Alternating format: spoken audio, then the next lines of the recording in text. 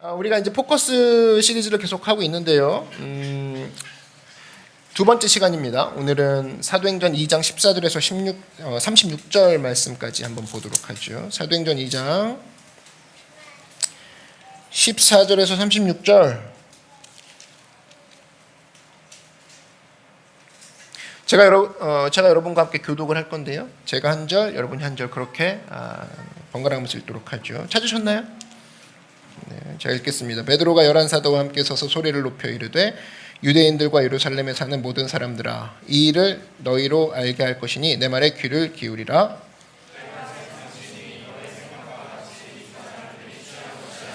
이는 곧 선지자 요엘을 통하여 말씀하신 것이니 일러스되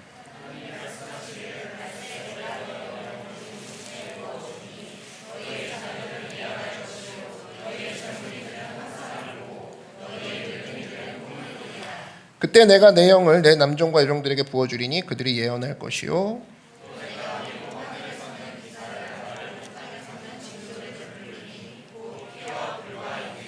주의 크고 영화로운 날이 이르기 전에 해가 변하여 어두워지고 달이 변하여 피가 되리라. 이스라엘 사람들아, 이 말을 들으라. 너희도 아는 바와 같이 하나님께서 나사렛 예수로 큰 권능과 기사와 표적을 너희 가운데서 베푸사 너희 앞에서 그를 증언하셨느니라.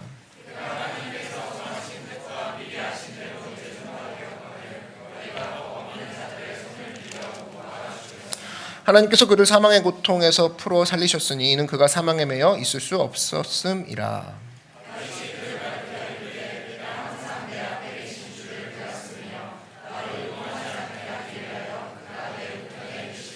그러므로 내 마음이 기뻐하였고 내 혀도 즐거워하였으며 육체도 희망에 거하리니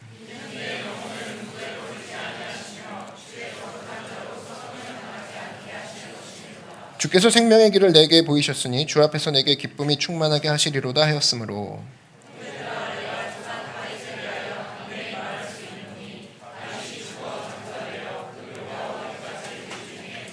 그는 선지자라. 하나님이 맹세하사 그 자손 중에서 한 사람을 그 위에 앉게 하리라 하심을 알고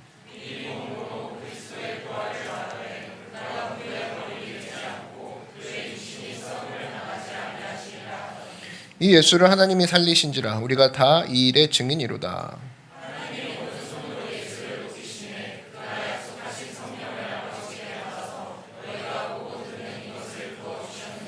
다윗은 하늘에 올라가지 못하였으나 친히 말하여 이르되 주께서 내 주에게 말씀하시기를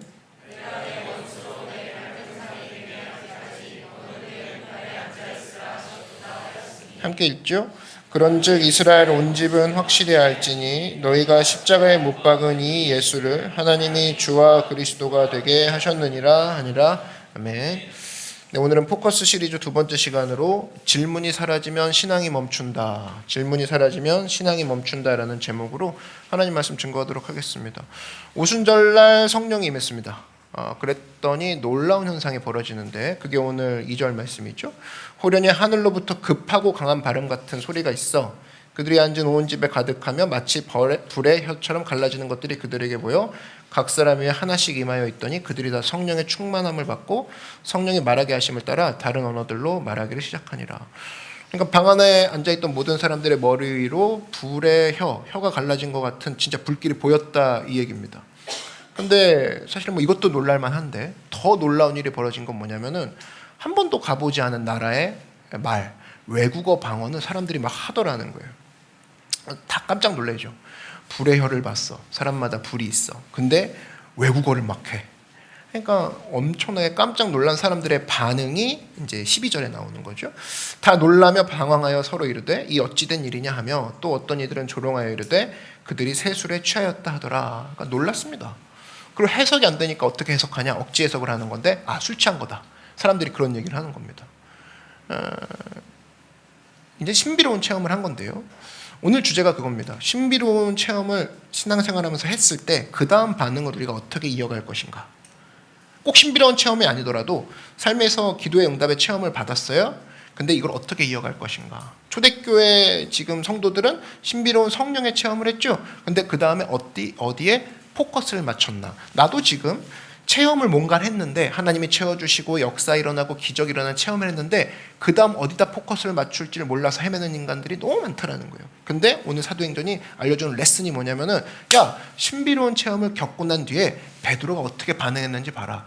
베드로가 어떤 식으로 사람들에게 그 반응을 이끌어가는지 보려무나 설교를 통해서 보여준다라는 겁니다. 자, 베드로는 성령 체험 이후에 하나님 말씀 근거로 뭐 했냐? 설명하고 논증하는 것으로 넘어갔다라는 거예요. 이게 오늘의 키포인트입니다. 우리도 신앙생활 했을 때 마찬가지예요. 신앙생활 하면서 여러분 뭐 성장 그러죠. 우리 그로스 트랙도 하고 또 신앙을 성장하고 예수님 닮아가자 뭐 이런 얘기 많이 하는데 사실 그 내용을 줄여서 얘기한다 그러면 순서는 바꿀 수 있어요. 이런 거죠. 어떤 사람이 성령의 임재로 말미암아 체험을 했어요. 근데 이 체험에 머물러 있으면 안 된다는 겁니다. 항상 어디로 넘어가야 되냐? 말씀으로 설명하고 논증하는 걸로 넘어갈 수 있어야 된다는 거예요. 또 반대의 예도 있죠. 어떤 사람은 말씀의 논증과 설명 이렇게 설교부터 듣는 사람이 있을 거예요. 목사님 그렇군요 막 적어가면서. 근데 여기 머물러 있으면 안 된다는 겁니다. 그럼 머리만 커진다는 거예요. 반드시 뭐로 넘어가야 되냐? 체험으로 넘어가야 된다는 거죠. 이 두 가지가 같이 갔을 때 비로소 균형, 성수, 성장 이런 단어를 쓸 수 있다는 겁니다.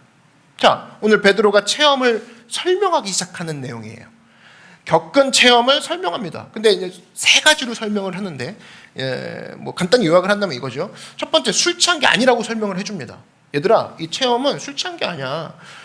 여러분, 세상에 술 한잔해서 외국어가 턱턱 나오는 술이 있다. 뭐 그럼 얼마나 좋겠습니까? 우리가 뭐 때문에 영어를 공부하고, 뭐 때문에 파고다 학원 가고, 뭐 때문에 뭐 일본어 공부하겠어요. 그죠? 예를 들어서 영어 세술 써 있어. 딱 집어 마셔. 그럼 바로 굿모닝 입에서 나오고. 일본어 세술 그러면 한 잔 탁 마시면 오하요 고자이마스 바로 나오고. 중국 세술 뭐 마셨더니 막 자오한 나오고 얼마나 좋아요 이런 거. 근데 그런 술이 없다 이것들아. 베드로가 그 얘기하는 거죠. 베드로가 지금 얘기하는 게 뭐냐면 제발 나를 웃기지 마라. 이런 거죠. 이게 첫 번째 논증입니다. 그러면서 15절 나오는 게 뭐냐? 15절에 이런 얘기하는 거죠. 때가 제3시니 너희 생각과 같이 이 사람들이 취한 것이 아니라. 여러분 성경에 이제 시간이 나오거든요. 제3시 뭐 이런 게 나옵니다. 제6시. 이게 사도행전에 나오는 모든 시간, 특별히 사도행전에 나오는 모든 시간은 우리 시간으로 이제 따지려고 그러면 거기에 플러스 6을 하면 됩니다. 그럼 제3시 그러면 6을 더하면 얼마예요? 얼마예요? 9죠. 그죠? 9, 그럼 아침 9시라는 거야. 그럼 아침 9시부터 술 마신 사람이 누가 있어? 그 얘기입니다. 낮술 아니야? 이 얘기죠. 이게 이제 첫 번째 논증이고, 두 번째는 이제 선지자 요엘의 예언의 성취다라는 입장에서 설명을 하는 겁니다. 사도행전 2장 16절을 보니까 이는 곧 선지자 요엘을 통하여 말씀하신 것이니 일러스되 하면서 17절부터 나오는 것은 사실은 구약에서 이미 얘기한 거예요. 요엘서 2장 28절 이하에 나오는 말씀을 그대로 이렇게 얘기하는 겁니다. 뭐냐면 2장 17절에 하나님이 말씀하시기를 말세에 내가 내 영을 모든 육체에 부어주리니, 이게 요엘서에 있었던 말씀이에요. 너희의 자녀들은 예언할 것이요 너희의 젊은이들은 환상을 보고 너희의 늙은이들은 꿈을 꾸리라. 그때 내가 내 영을 내 남종과 여종들에게 부어주리니 그들이 예언할 것이요. 이런 말씀을 쭉 인용하면서 요거 이상한 현상이 아니라 이미 성령 강림에 대한 예언이 성취되는 내용이야. 하나님께서 선지자를 통해서 이미 구약에서 얘기하신 내용이 지금 이루어진 거라니까 이런 논증을 하고 있는 겁니다. 이게 이제 두 번째 논증인 거예요. 자, 베드로가 설명을 이어갑니다. 세 번째 논증은 뭐냐면 예수님이 십자가에 못 박히고 죽었지만 사실은 죽음에 매여 있을 수 없던 분이셨어. 이 얘기가 이제 세 번째 논증을 하는 겁니다. 왜냐?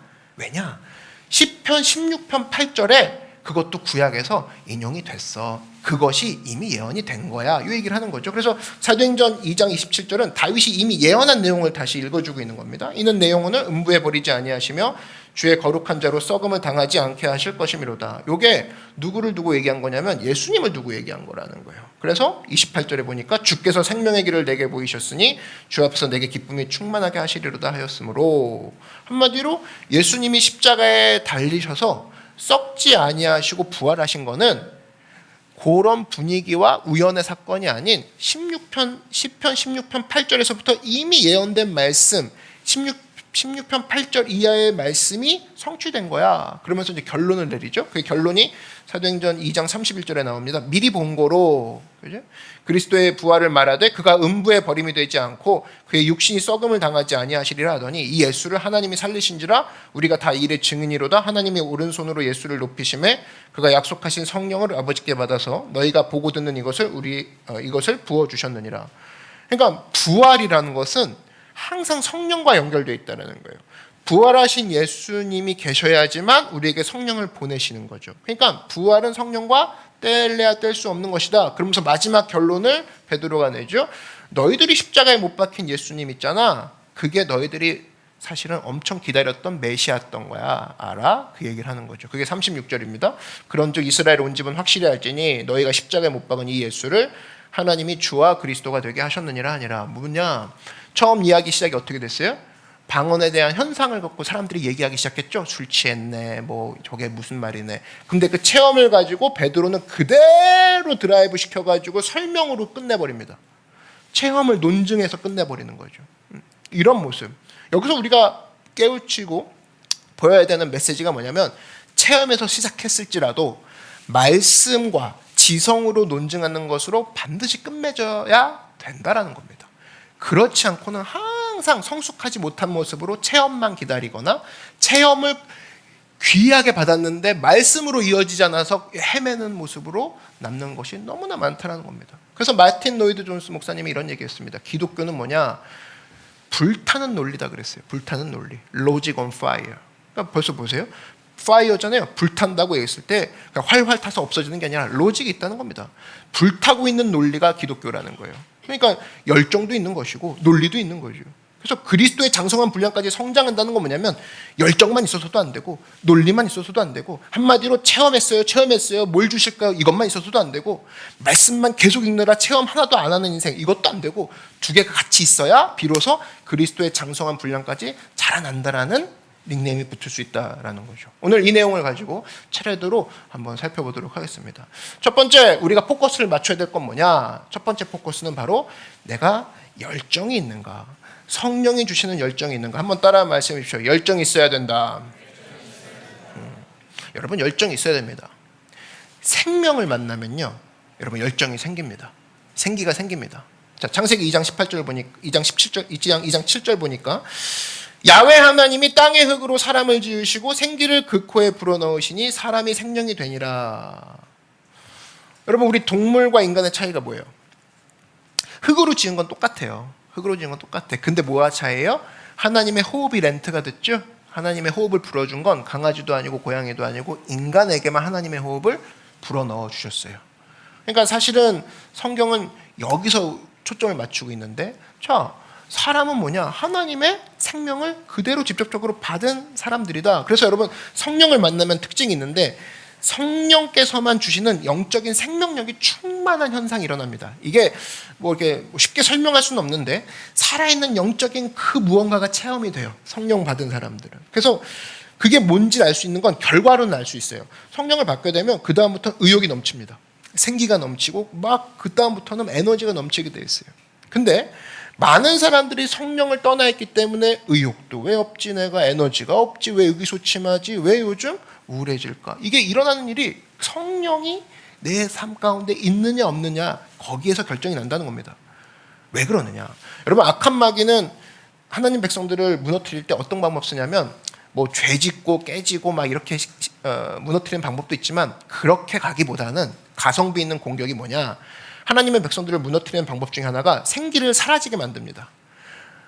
성령님과의 만남이 점점 멀어지잖아요. 그러면 별로 잘못한 건 없는데 이상하게 에너지가 없고 귀찮고 그냥 뭐 아무것도 하기 싫고 이게 계속 되는 거죠. 그러니까 사탄 입장에서는 놀라운 게 뭐냐면 죄 하나도 안 지었지만 하나님의 일을 얘는 할 수 없잖아. 그러니까 얘는 오케이인 거지. 그죠? 그러니까 뭘 아무리 하고 분위기 타고 생각은 많아지는데 하는 게 없어. 그럼 사탄 입장에서는 너무 좋은 거야. 땡큐야, 땡큐. 그러니까 우리는 또 어떤 생각합니까? 죄 안 졌으니까 괜찮대. 그리고 하루가 그냥 허무해. 뭘 초점 맞추지 모르겠어. 그럼 사실 군사로서의 의미는 없는 거죠. 그러니까 사실은 그 부분에 있어서 성령님과의 만남은 이보다 중요할 수는 없다라는 겁니다. 성령님을 만나지 않고서는 의기소침하고 의욕이 빠지고 에너지가 빠질 수밖에 없는 거고, 성령을 만난 사람은 생명을 만난 거기 때문에 거기서 나오는 생기가 있다라는 겁니다. 가만히 있던 사람도 살아있는 강아지 얼굴만 봐도 같이 웃어주죠. 강아지가 뭡니까? 애기 얼굴만 봐도 같이 막 경직됐던 얼굴에 미소가 확 나죠. 생명을 만났기 때문에 그래요. 근데 예수님 믿는다는 사람이 생명 없습니다. 그러면 에너지가 없어요. 생기가 없다는 건 요즘 비타민C를 안 먹어서가 아니라 생명 대신 예수님을 못 만났기 때문에, 생명 대신 성령님을 못 만났기 때문에 그냥 다 똑같은 거 아니겠어요. 그리고 이게 굉장히 경직된 머리로 계속 굴리고 있는 겁니다. 사실 이런 부분에서 안타까워하는 거죠. 그래서 여러분, 예수 믿으면 고난이 없다라고 하는 사람들이 있어요. 이제 만사형통의 신학인데 그거는 맞지 않습니다. 거짓말이에요. 센 거짓말입니다. 예수 믿는 사람도 고난이 있어요. 그런데 예수 믿는 사람과 믿지 않는 사람의 차이가 있어요. 왜냐하면 이 예수 믿지 않는 사람의 특징이 뭐냐면, 고난이 오면 그대로 깨져버립니다. 그대로 상해버리고 그대로 의기소침하고 그대로 썩어버립니다.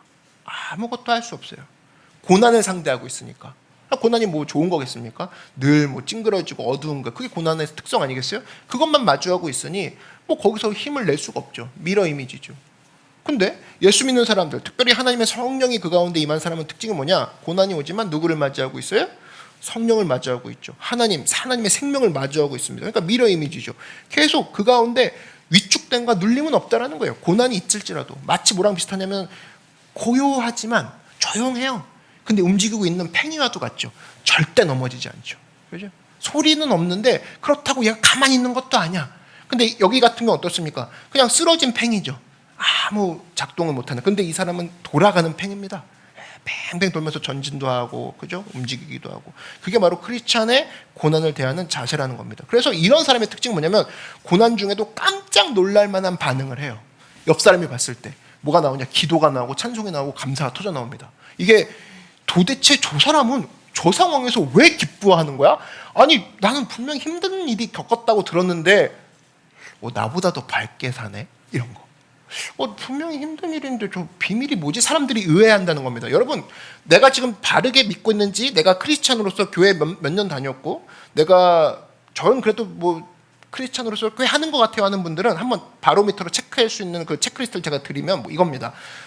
내가 고난당하고 있을 때 한번 점검해 볼 수 있는 게 뭐냐면, 사람들이 나의 고난을 보고, 나의 고난의 반응을 보고 의아해하는가, 아니면 사람들이 내가 고난 가운데 반응하는 걸 보고 저럴 만도 하지, 뭐 저렇게 승질낼 만도 하지, 욕 한 번 할 만하지, 이런 식으로 사람들이 이해를 해주는가, 뭐가 더 내가 빈도수가 많은가.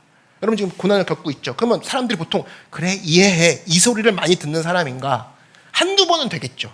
근데 계속 그 얘기를 듣고 있는 거예요. 고난당했을 때 의외의 반응이 나오지 않는 크리스찬, 믿음에 문제가 있다는 겁니다.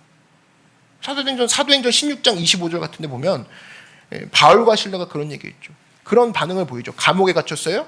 당연한 반응 뭡니까? 하나님께 삿대질 해야겠죠. 따져야겠죠. 왜? 전도하다 갇힌 거니까.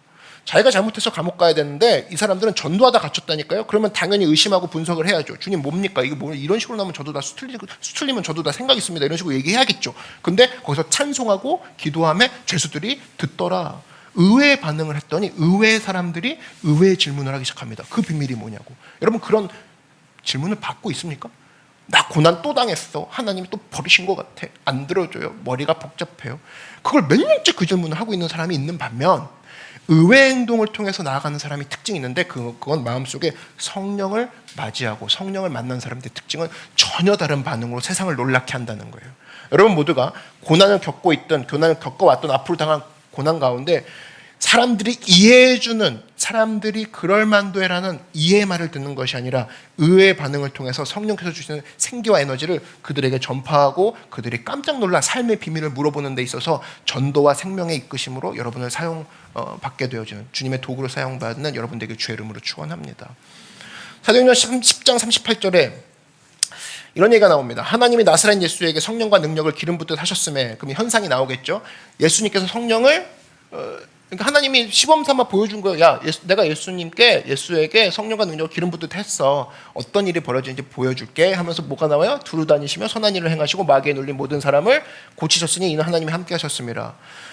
성령 받자마자 나오는 첫 번째 현상이 뭐냐면은 에너지입니다. 그 다음부터 막 활동했다라는 거예요. 성령 받고 여러 가지 특징이 있는데, 현상이 있는데, 제일 먼저가 두루 다니며 착한 일을 하고 두루 다니며 사람들을 해방시켰다. 뭐예요? 하신 일이 뭡니까? 활동이 있었다는 거예요. 가만히 있지 않았다는 겁니다. 활동이 있었다는 겁니다. 성령 받고 가만히 지 혼자 생각하고 골똘히 이게 아니었다는 겁니다. 활동했다는 거예요. 생기가 있었다는 겁니다. 그걸 보여주는 거죠. 한마디로 성령께서 우리 가운데 임하시면 우리도 똑같습니다. 어떤 일이 벌어지느냐, 여러분, 성령이 우리에게 임하시면 일어나는 현상이 있는데 연소됩니다. 우리 삶이 완전 활활 타요. 마치 내일이 없는 것처럼.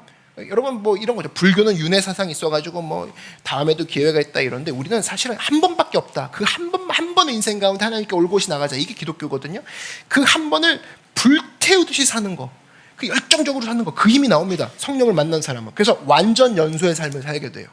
완전 연소는 뭡니까? 어떤 에너지가 연로에서부터 에너지로 가기까지 다 태워버리는 것을 완전 연소라고 하죠. 반면에 뭐예요? 불완전 연소는 뭡니까? 그냥 안 타는 거예요.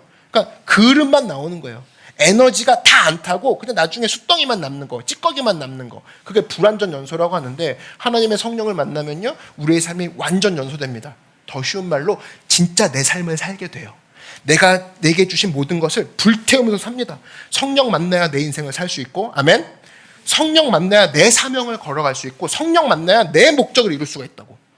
근데 여기서 완전 연소가 안 일어나면 이것도 아니고 저것도 아닌 나중에 숫덩이가 되는, 그냥 아무것도 아닌 그냥 타다만 나무 토막이 되는 거죠.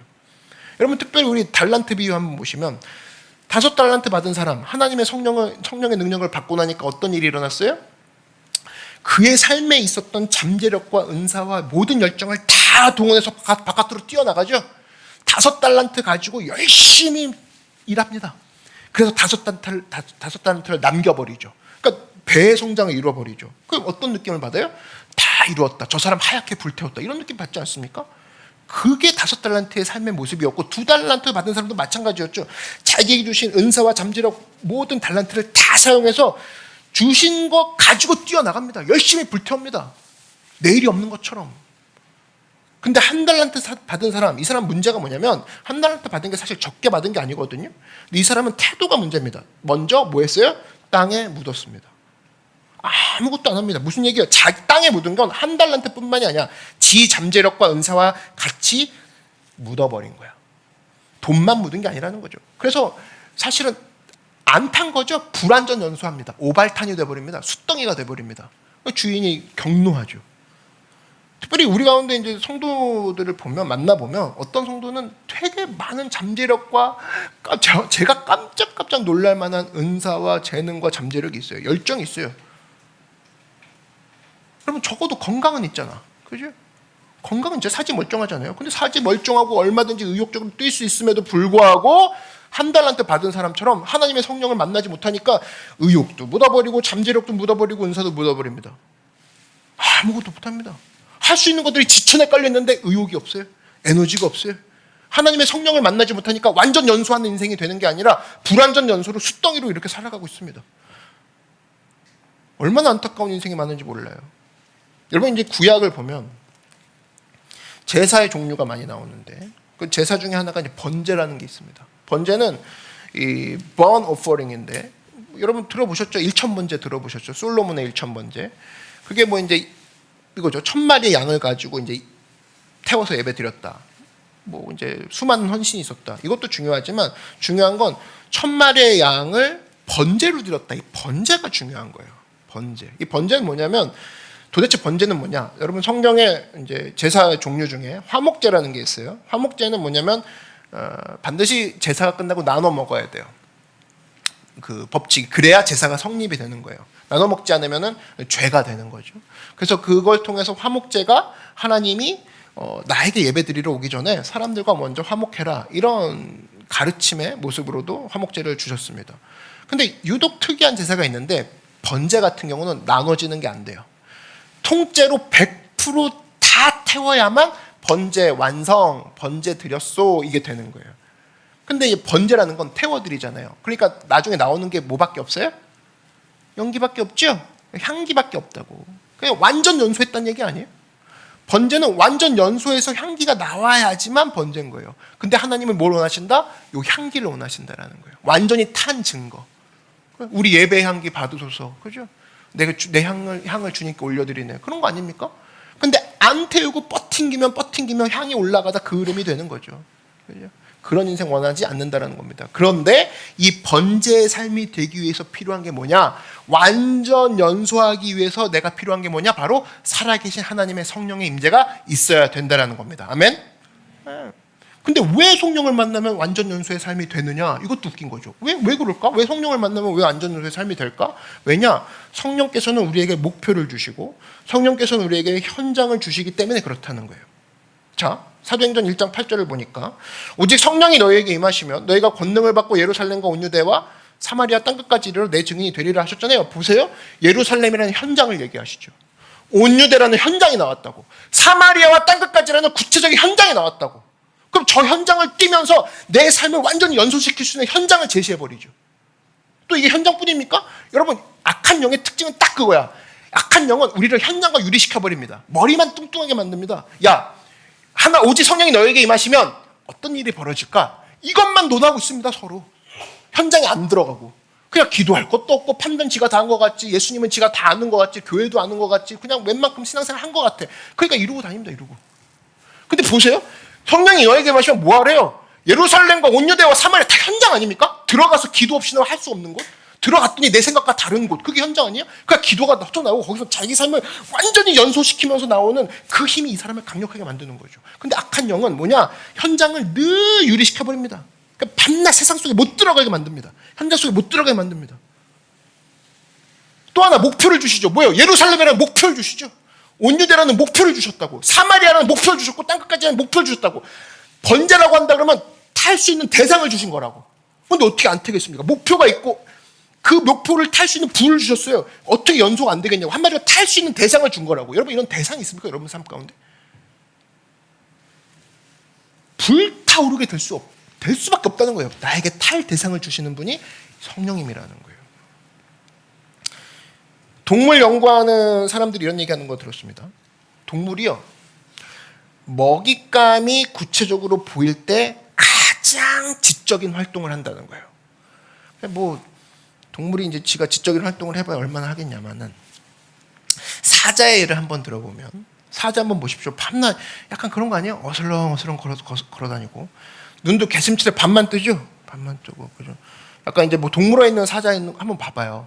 걔네들이 하는 게 별로 없어요. 반은 자요, 반은 졸아요, 그리고 하프마다 일어나서 또 먹어요, 그리고 몇 바퀴 돌고 또 자고 또 졸아요. 계속 그거라고. 근데 이제 내셔널 지오그래픽 같은 그런 방송에 나오는 이제 사자를 한번 봐봐요. 걔네들이 이제 배가 고파가지고 이제 사냥할 때가 되면 갑자기 어떻게 돼요? 딱 일어나서 먹잇감이 보이는 순간에 개심칠해했던 눈 반이 감겨있던 애가 갑자기 동그란 눈이 되죠. 그러면서 그 동그란 눈에서 거의 번개가 나가는 것처럼 섬광이 번쩍번쩍합니다. 그리고 그 안에 눈동자 안에 렌즈는 작아지죠. 초점 맞췄다 이거예요. 먹잇감 발견했다 이겁니다. 그리고 거의 제가 보니까 털까지도 서 있는 느낌으로, 이 갈기라고 하죠. 이게 막 거의 빳빳하게 서는 느낌으로 그 다음에 발견한 먹잇감을 향해서 전속력으로 뛰어갑니다. 전속력으로 뛰어갈 때 그때 에너지가 끌어오른다는 거예요. 그 사자가 모든 에너지가 뭘 받기 때문에? 먹잇감을 받기 때문에. 먹잇감을 받기 때문에. 하물며 동물도 이런데, 하물며 사자도 이런데, 하물며 그냥 짐승들도 이런데, 하나님께서 우리를 영적으로 만드신 우리 백성들, 하나님이 어떻겠습니까? 우리 안에 목표를 주시고, 그 목표가 생기면 그때부터 우리 가운데 숨겨져 있던 야성과 달란트와 은사와 하나님 앞에서 열정이 타오르게 된다는 거예요. 그게 시작이 된다는 겁니다. 그게 성령이 우리에게 하시는 역할이라는 거예요. 그래서 하나님의 백성들은 목표가 있어야 돼요. 목표가 있어야 된다고. 우리는 고깃 덩어리 가지고 움직이는 존재가 아닙니다. 하나님 주시는 목표를 가지고 움직이는 존재라는 거예요. 믿으십니까? 하나님이 주신 비전과 목표가 반드시 있어야 되고, 그것을 보기 시작할 때 내 안에서 꿈틀대는 비로소 야성이라는 게 나오기 시작한다는 거예요. 오늘 사도행전을 보니까, 사도행전을 보면서 초대교회 성도의 특징이 뭐냐라고 했을 때 야성이라는 거예요. 꿈틀거림이 있다는 겁니다. 막 살아납니다. 왜 살아나죠? 왜 열정이 막 살아나죠? 하나님의 성령이 늘 보여주시니까. 예루살렘도 보여줘, 유대도 보여줘, 사마리아도 보이고 땅끝도 보여줘. 근데 우리는 안 보인다고 늘 합니다. 왜 안 보이냐? 성령을 보고 있지 않으니까. 내게 목표를 보여주시고 내게 현장으로 들어가게 하시는 그분을 안 보고 지 혼자 목표를 정해보고 지 혼자 현장으로 들어가고 하려니까 이게 일시적인 거죠. 잘 안 되는 겁니다. 우리에게 목표를 주시는 분인 성령 하나님이시고 우리에게 현장을 향해 나아가라고 하시는 분이 성령 하나님이라고 할 때에 많은 일들이 일어나고 내 삶 가운데 열매가 있다는 거예요. 사도 바울 보십시오. 유럽을 향해 나갔을 때 그 내용을 뭐라고 하냐? 우리는 이름하여 비전이라고 합니다. 환상이라고 하죠. 근데 사실 그 내용을 가만히 보면은 이런 거죠. 결국에는 보여주셨고 보여준 걸 향해 따라가니까 거기서 불 붙더라는 거예요. 그죠? 옛날에 이제 사자, 어떤 이제 어미 사자예요. 엄마 사자가 총에 맞아 죽어가지고 이제 그 새끼 사자죠. 새끼 사자를 갖다가 이제 어떤 사람이 갖고 왔다 그러죠. 집에서 키우는데 양의 젖을 먹여가지고 키웠다는 거예요. 그러니까 그게 진짜 양같이 되더라는 거예요, 사자가. 근데 어느 날 갑자기 아빠 사자인가 보죠. 딱 밖에 와가지고 으르렁거렸는지 아니면 왕 어흥했는지 하여튼 사자 소리를 냈습니다. 보통 이거 사자후라고 하죠. 사자우 소리를 듣는 순간에 그 새끼 사자가 양의 젖을 먹고 이제 살았던 개가 갑자기 이 잠자던 본능이 드러나가지고 자기도 사자 소리를 내면서 평소에 못 뛰어넘던 그 담을 뛰어서 바깥으로 엄마 사자, 아빠 사자 쫓아서 도망갔다고 그러죠. 호세아서 11장 10절 보니까 이런 얘기가 나옵니다. 그들은 사자처럼 소리를 내시는 야훼를 따를 것이라. 야훼께서 소리를 내시면 자손들이 서쪽에서부터 떨며 오되. 야훼 하나님을 뭐라고 표현하고 있어요? 사자라고 해요. 사자. 하나님이 사자의 소리를 냈다라는 거예요. 근데 그분이 소리를 내시면 우리가 따를 거라는 거예요. 이게 성도의 삶이라는 겁니다. 하나님의 성령께서 우리 가운데 역사하시면 나타나는 현상이 뭐냐? 영적인 사자우를 내시는 하나님을 우리가 보게 만들고 사자 소리를 내시는 그 하나님을 향해 잠자던 내 안에 양새끼가 떨어져 나가고 내 안에 사자가 일어나서 그분을 쫓아가게 되는 현상이 일어난다는 거예요. 이거를 열정이라고 하고 이것을 살아있는 하나님의 성령의 사람들이라고 한다는 겁니다. 여러분 모두가 사자우, 사자소리를 내는 하나님의 성령을 만나서 그 모든 것 가운데 속에 있는 내가 그동안 묻어두었던 모든 것들이 깨지고 박살나고 그분 앞에 완전히 따라가는 그런 모습으로 세워지는 여러분들에게 주의 이름으로 축원합니다. 그 다음 뭐냐? 두 번째인데요. 여기까지 열정을 만나야 된다예요. 근데 열정 만났으면 끝나냐? 체험하면 끝나냐? 그게 아니라는 겁니다. 열정은 반드시 따라 말씀해 주시오. 지성과 연결돼야 된다. 네. 제가 보니까 이 열정과 지성에 관한 설교, 사실 이런 균형에 관한 설교를 많이 하는데, 근데 생각보다 이렇게 보면 이 열정을 가지고 있는 사람들이 지성으로 넘어가는 경우는 어렵더라고요. 쉽지 않더라고. 그러니까 체험은 했어. 기적 같은 일이 일어났대. 근데 지성으로 연결시키는 시도는 많은 사람들이 그렇게 하지 못하더라는 거예요. 그래서 내가 생각을 해봤습니다. 그러면 열정 가운데 한마디로 그 체험을 겪고 열정이 생겼어. 이제 하나님 너무 사랑할 것 같대. 주님이 나의 주인인 것 같대. 이런 열정이 있어요. 근데 이걸로 어떤 식으로 지성으로 연결시킬 수 있는 그 중간쯤 되는 단어가 뭘까라고 생각을 해봤더니 크게 이제 성경에 나오는 얘기를 요즘식에 이제 표현을 한다 그러면 호기심이라는 거예요. 호기심. 이 호기심이라는 단어를 한번 생각해 봤어요. 참 묘한 단어더라고요. 보니까 호기심은 사실은 원래는 분명히 좀 감정적인 단어이기도 합니다. 그죠? 감정적인 요소가 좀 다분히 있죠. 근데 호기심은 감정적인 요소도 있지만 그 감정적인 요소가 어디로 가는 거예요? 알고자 하는 욕망으로 가는 거죠. 그죠? 더 알아보고 싶다. 저거 뭘까? 그래서 호기심이란 단어는 감정의 단어도 있지만 지성도 가미된 단어예요. 딱 중간의 단어인 거죠. 근데 참 멋진 단어라고 생각하는데 지성과 감성이 반반씩 섞여 있는 단어가 세상에 뭐가 있을까? 호기심이라는 거예요. 참 호기심. 재밌는 단어더라고요. 그래서 제가 이제 성경에 나오는 이제 하나님의 백성들의 캐릭터를 이렇게 한번 분석을 해봤더니 이 내용을 가지고 그랬더니 열정을 가진 상태에서 곧장 지성으로 가는 사람은 없고 내게 왜 이런 일이 벌어졌을까 하고 호기심을 가진 채로 이곳에서 서서히 지성으로 넘어가더라고. 그러니까 중요한 건 뭐예요? 호기심이 있어야 된다는 거예요. 내게 왜 이런 일이 벌어졌을까? 하나님은 뭘 궁금해하실까? 하나님은 뭘 원하실까? 하나님, 내가 내 삶 가운데 어떤 걸 하기 원하십니까? 이런 호기심이 발동됐을 때 그분은 나랑 비슷한 사람에게 어떤 일을 행하셨나라는 지승으로 넘어, 그분은 나에게 왜 자꾸 이렇게 좋은 걸 주시려고 하지? 그분은 나에게 어때서 구세주가 되시지? 말씀의 탐구로 넘어가는 지점에 호기심이라는 단어가 있다라는 거예요. 그래서 우리가 뭘 강조해야 되냐? 오히려 호기심을 강조해야 된다는 겁니다. 내 삶에 호기심이 있는가? 호기심은 뭐냐? 그래서 궁금한 것을 풀고자 하는 욕망. 그죠? 저는 예수님하고 이제 바리새인하고 이제 비교하는 거 되게 좋아하는데, 예수님하고 바리새인의 차이를 보니까 예수님은 유머가 있으셨어요. 근데 바리새인은 유머가 없어. 애들이 재미가 없어. 항상 경직돼 있고. 또 하나, 예수님은 호기심이 있었습니다. 근데 바리새인은 호기심이 없어요. 늘 그냥 당연한 거야. 애가 재미가 없어요. 그러니까 우리가 예수님 닮아간다 그러면 우리도 예수님처럼 호기심이 있고 유머가 있는 모습으로 좀 되살릴 줄 알아야 된다. 이런 모습으로 살아나야 된다. 이런 마음이 들더라고요. 여러분, 호기심이 있습니까? 좀 나이가 들고 좀 뭐 이렇게 아는 게 좀 많아지고 또 아는 사람도 많아지고 경험도 많이 듣다 보면 호기심이 없죠. 다 그런 거야. 뻔해. 막 이런 태도 나오지 않습니까? 그죠? 근데 하나님의 성령이 임하시잖아요. 그러면 거기서 열정이 생기고 동시에 호기심도 생긴다라는 거예요. 호기심. 저는 이 하나님 만드신 자연을 보면서 이제 그런 걸 좀 느끼는데, 야, 참 하나님은 재밌으신 분이다, 이런 걸 많이 느껴요. 왜냐하면 여러분, 꽃을 한번 보셨어요? 꽃? 이게 되게 웃긴 꽃이 많더라고. 의외로 많더라고요. 이름도 모르는 꽃인데 꽃이 중간에 꽃이 폈어요. 그러니까 위엔 아무것도 없는 거야. 꽃이 위에 있어야 되잖아요. 그러니까 위에 중간에만 꽃이 핀 거예요. 그러니까 야, 이런 언밸런스가 있나? 뭐 이런 꽃도 봤고, 또 어떤 꽃을 보니까 왕관같이 이제 이게 거의 여왕급이죠. 다 왕관을 꽃이 폈어요. 근데 옆에 있는 꽃을 보니까 붙어 있는 꽃이 신화 같은 꽃이에요. 고개를 숙이고 있고 막 이렇게. 그래서 그걸 보면서도 야, 하나님께서 여기 소왕국을 만들어 놓으셨구나. 뭐 이런 재미있는 꽃도 봤어요. 그 제가 또 한 번 본 게 다큐에서 본 건데, 어떤 꽃이 있어요. 근데 이제 반이 꽃이에요. 반이. 근데 또 이 반도 꽃이에요. 그러니까 멀리서 보면은 하나의 꽃 같아요. 근데 가까이서 보니까 두 개의 꽃이 붙어 있는 거예요. 그러니까 하나님 얼마나 재밌으신 분인가. 야, 이렇게 만들다가 지루하시니까 이렇게 꽃을 두 개를 붙여 놓으셨구나. 진짜 재밌으신 분이다. 저는 이걸 보면서 하나님의 유머를 알 수 있겠더라고요. 하나님이 정말 재미있고 호기심 많으신 분이다. 이거를 알 수 있어요.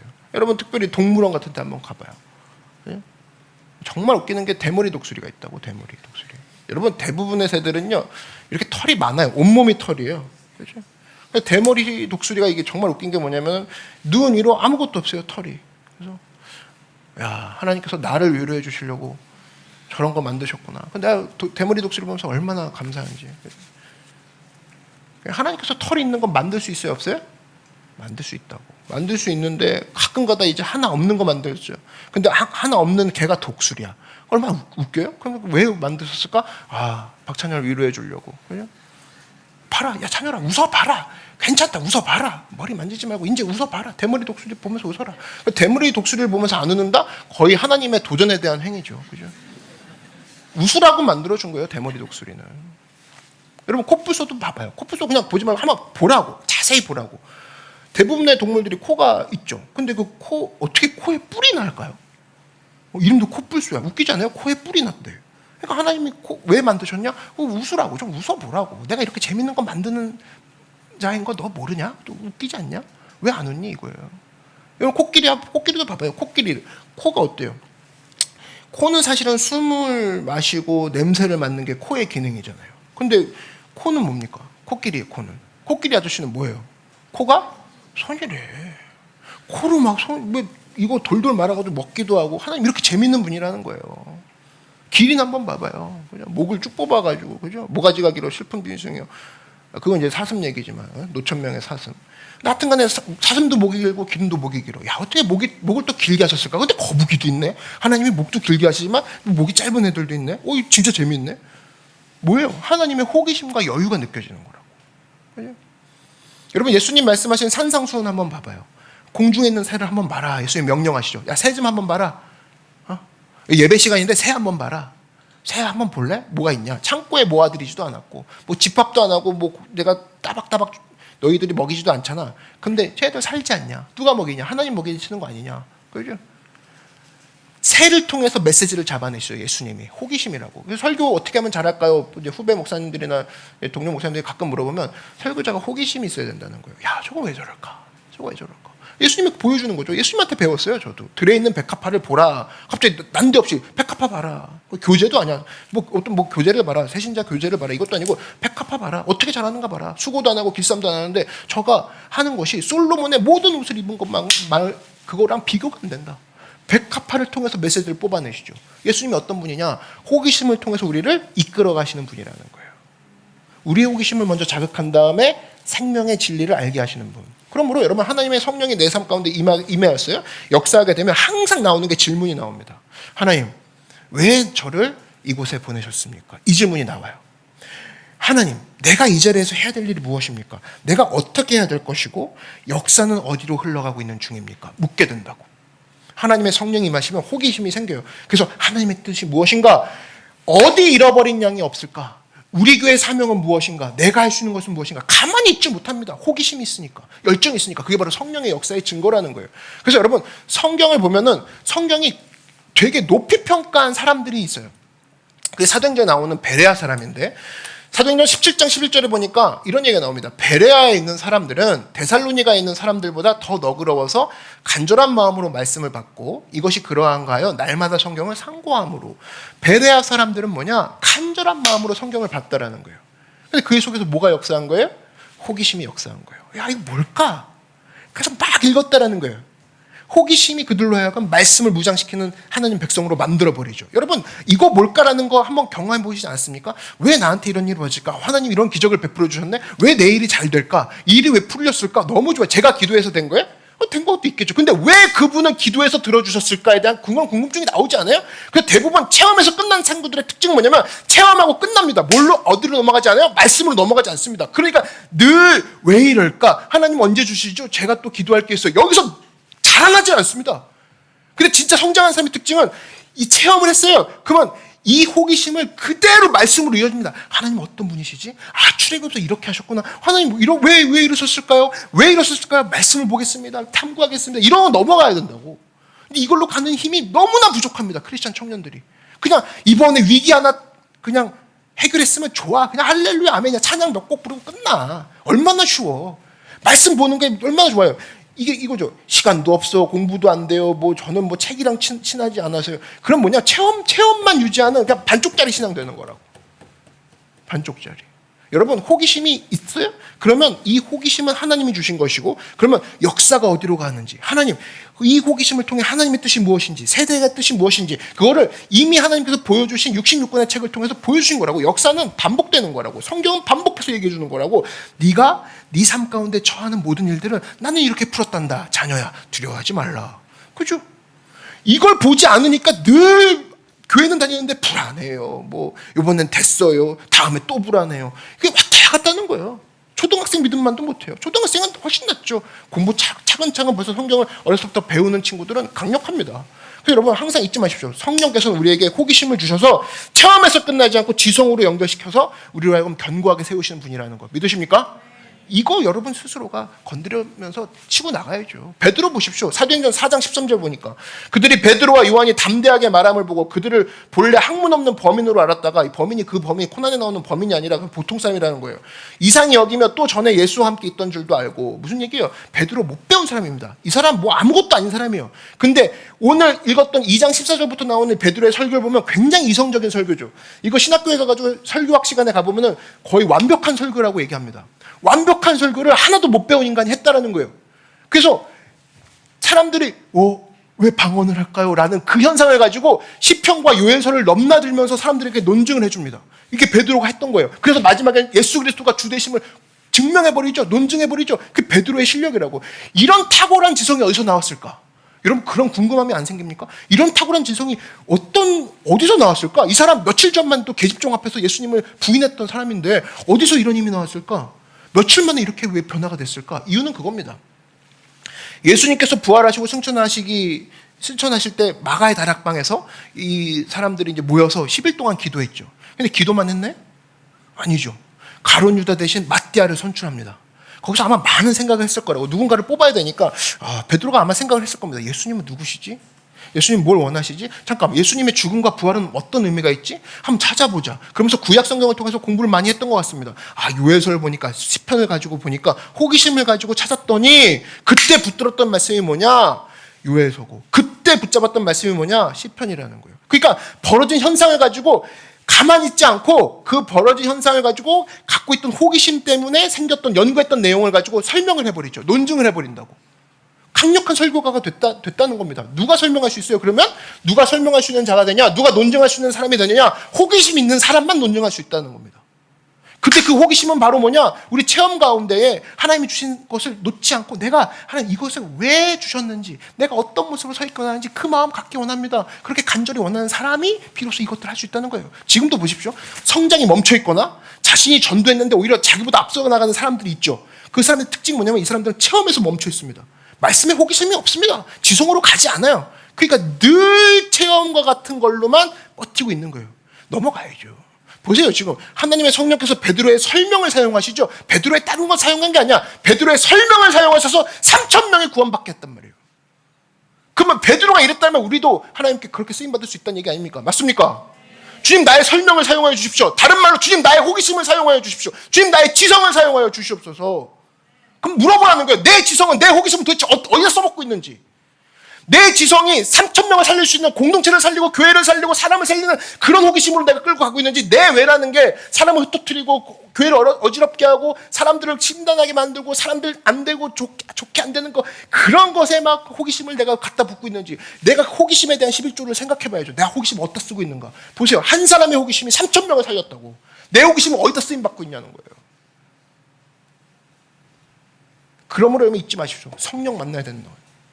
성령 만나서 우리 삶 가운데 지금도 다 잃어버린 열정, 잃어버린 호기심, 당연하게 느끼는 것들 아니라는 겁니다. 하나님, 왜 나를 이 자리에, 왜 주님 이곳에, 그리고 주님은 나에게 어떠한 분이시길래, 말씀으로 연결되어서 그 가운데 성령께서 주시는 호기심을 통해 자신도 말씀으로 무장되고 많은 사람도 주 앞에서 베드로와 같이 건져 올리는 여러분들에게 주의 이름으로 축원합니다. 이 시간 기도하겠습니다. 잠시 기도하겠습니다. 사랑해 주님 감사합니다. 하나님의 성령을 만났더니 베드로가, 그 아무것도 배우지 못했던 베드로가 3,000명을 살리는 놀라운 주님의 도구로 쓰임을 받았습니다. 하나님, 내 삶 가운데 잃어버린 열정이 회복되고 잃어버린 호기심이 회복되어서 지성과 열정에 포커스를 맞추고 열정에서 지성으로, 열정 회복이 포커스가 되어서 주님 앞에 균형 있는 신앙인이 될 수 있는 우리 모두가 되게 하여 주시옵소서.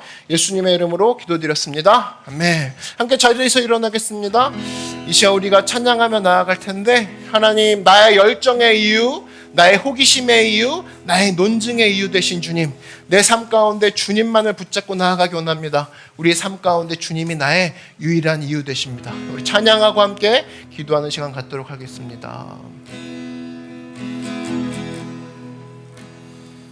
예수는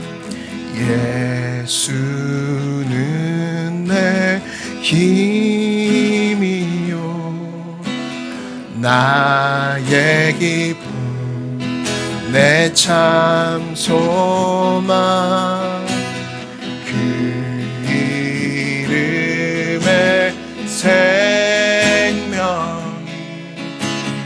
내 삶의 이유라. 한 번 더 고백합니다. 예수는 내 힘이요 나의 기쁨 내 참 소망 그 이름의 생명이 내 삶의 이유라. 오직 주만 따라갑니다. 오직 주만 높임 받으소서.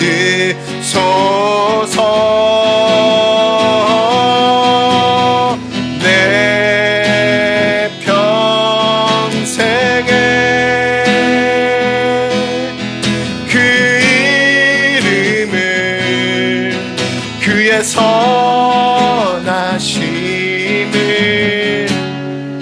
세상에 노래합니다. 그 이름에 그 신능력 영원한 생명이 내 삶의 이유라. 예수는 내 힘이요 나의 내 참 소망. 그 이름의 내 삶의 이유라. 내 삶의 오직 주만 따라갑니다. 오직 주만 따라감. 오직 주만 오직 주만 높임 받으소서.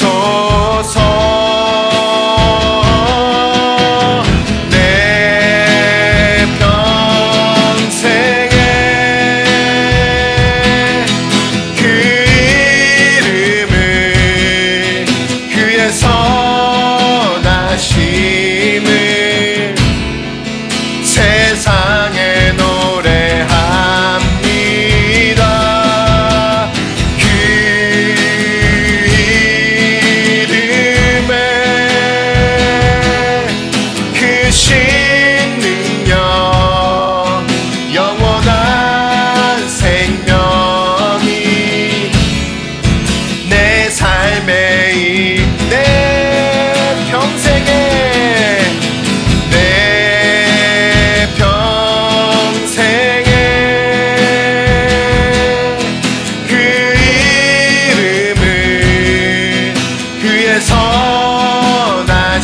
선하심을 세상에 노래합니다. 그 이름에 그 신능력 영원한 생명이 내 삶의 내가 사나 죽으나 내가 사나 죽으나 그 이름을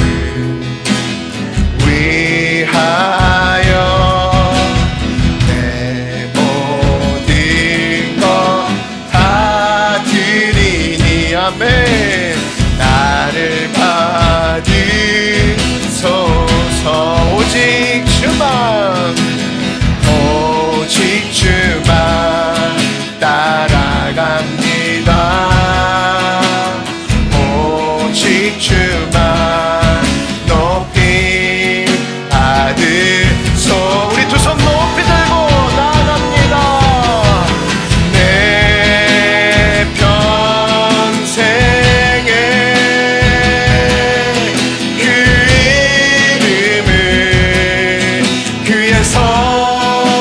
어디에 노래합니까? 세상에 노래합니다. 그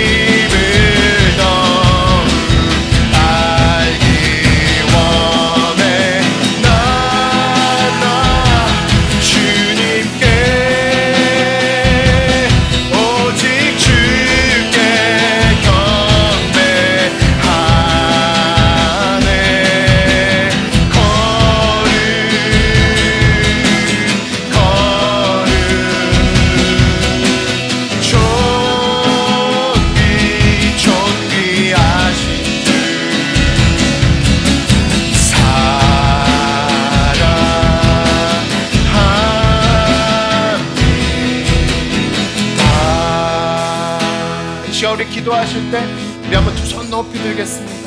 하나님, 나에게 모든 것을 주셨고 우리의 체험으로 끝나지 않고 말씀으로 이어져서 우리 삶의 호기심을 통하여서 주의 말씀에 견고히 쓰는 우리 모든 예배자들이 되게 하여 주시옵소서. 말씀으로 끝나지 않고 현장으로 들어가 주님 앞에 생기 있게 뛰는 우리 모두가 되게 하여 주시옵소서. 하나님, 이 시간 주의 이름을 세 번 부르고 기도할 때에 우리 가운데 성령께서 포커스를 맞추게 하시고 우리를 살아 움직이게 하실 줄 믿습니다. 주의 이름 세 번 부르고 함께 기도하겠습니다. 주여, 주여, 주여. 사랑의 주님 인도하시고 역사하여 주시옵소서. 하나님, 시간 우리 가운데 새롭게 우리의 호기심을 사용하여 주시고 우리의 열정과 체험이 지성으로 말씀으로 이어지게 하여 주시옵소서. 할렐루야. 하나님의 시간 우리의 체험으로 맞추는 생각이 하지 않게 하시고 말씀에 대한 탐구와 베레아 사람들과 같이 말씀을 상고함으로 말미암아 주의 말씀으로 나아간 우리가 되게 하여 주시옵소서. 하나님의 시간 주님을 사랑한다는 이 고백이 주님이 나를 왜 사랑하시고 얼마나 사랑하시는지를 말씀을 통해 확인하고 견고해진 우리가 되게 하여 주시옵소서. 성령 하나님, 우리가 포커스를 맞춘 인생 되게 하여 주시옵소서. 이도저도 아닌 불완전 연수하는 인생이 아니라 주님 앞에 완전 연수함으로 말미암아 5달란트 받은 사람과 같이 2달란트 받은 사람과 같이 자신의 모든 것들을 현장 가운데 태워버리며 주님 앞에 나아가 하나님 앞에 열매를 올려드리는 믿음의 백성들 되게 하여 주시옵소서. 하나님, 우리가 1달란트 받은 사람처럼 묻어두고 안 쓰고 피하고 경계하는 모습으로 가지 않게 하시고 주님 이 자리에 현장 가운데 기도함으로 나아가는 모든 백성들 가운데에 힘주시고 능력 주셔서 주의 능력 가운데 극복하고 이 가운데 승리하고 우리가 주님께 영광 돌리는 백성들 되게 하여 주시옵소서.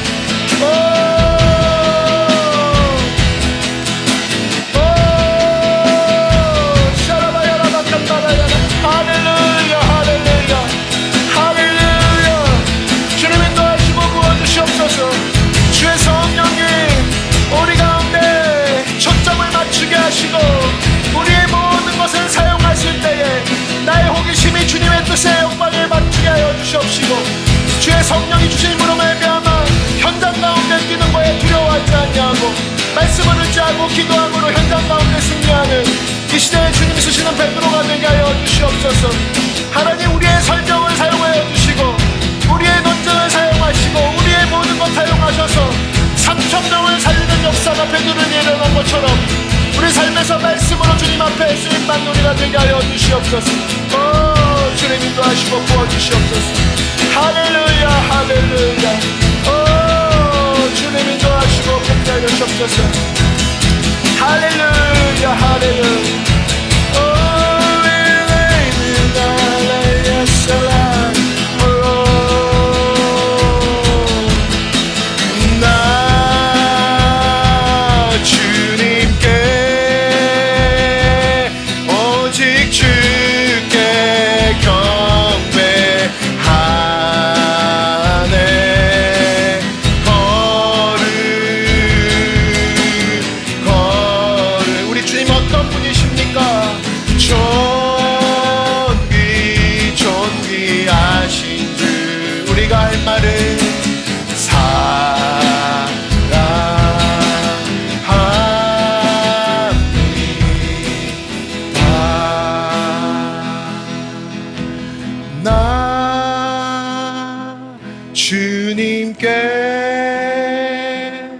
오직 주께 경배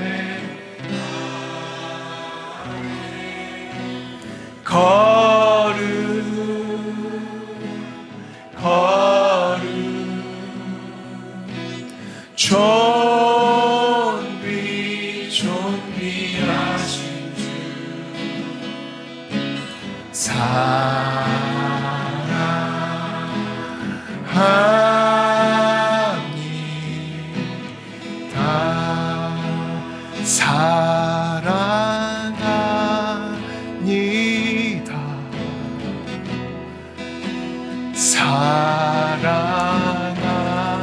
사랑합니다. 내 기쁨 되신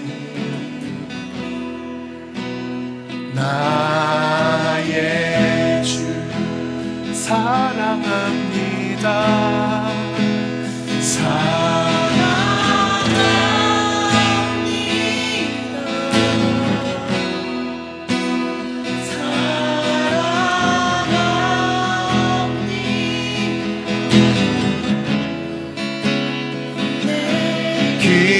기쁨 되신 나의 주 감사합니다.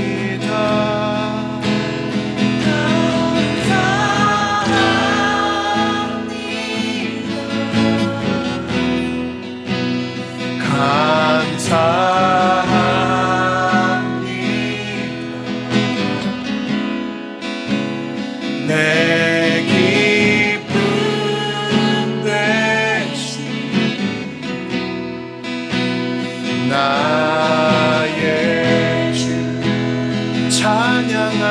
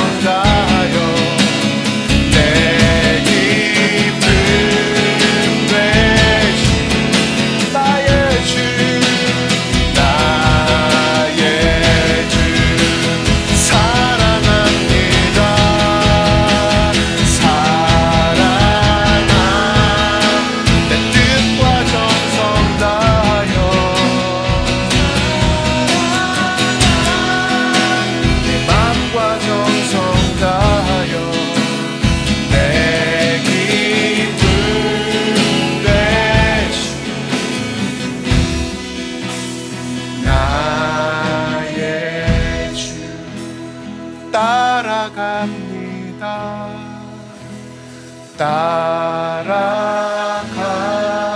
따라갑니다.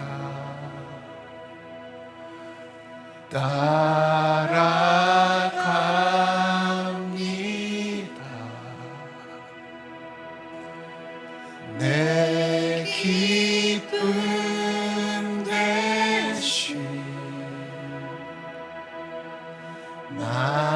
나의 주. 하늘의 소망 되시고 우리의 앞서 사랑 되셔서 우리의 소망 되신 생명 되신 주님이 우리의 구세주 되심이 참으로 다행이고 감사한 일입니다. 하나님, 오늘 말씀을 통해 체험에 머무르지 않고 내 삶 가운데에 내게 주신 호기심을 사용해 말씀을 향해 깊숙이 들어가 체험으로 시작된 신앙이 말씀으로 열매 맺게 하여 주시고 말씀으로 세워진 신앙이 현장에 가서 주님 앞에 열매 맺는 이 땅에 주님 쓰시는 귀한 주님의 백성들 되게 하여 주시옵소서. 하나님, 우리 앞에 많은 문제들이 있지만은 우리가 주님 주신 힘과 능력으로 이미 승리한 줄 믿사오니 오늘 모인 모든 자들 가운데에 주님이 사용하시고 승리케 하셔서 하나님 놀랍도록 영광 받으시고 서 있는 곳곳마다 고난의 현장에서 간증의 현장으로 바뀌는 역사가 있게 하여 주시옵소서. 이제는 예수 그리스도의 은혜와 하나님 아버지의 크고 놀라우신 사랑과 성령의 늘 함께 하시며 현장에서도 우리를 놓지 않으시고 체험에서 말씀으로 있게 만드시는 성령 하나님의 역사가 오늘 함께 예배드리는 모든 예배자들의 머리 위에와 가정과 가족과 모든 범사 위에 그리고 우리 교회 위에 이제부터 영원토록 함께 계실지어다. 아멘.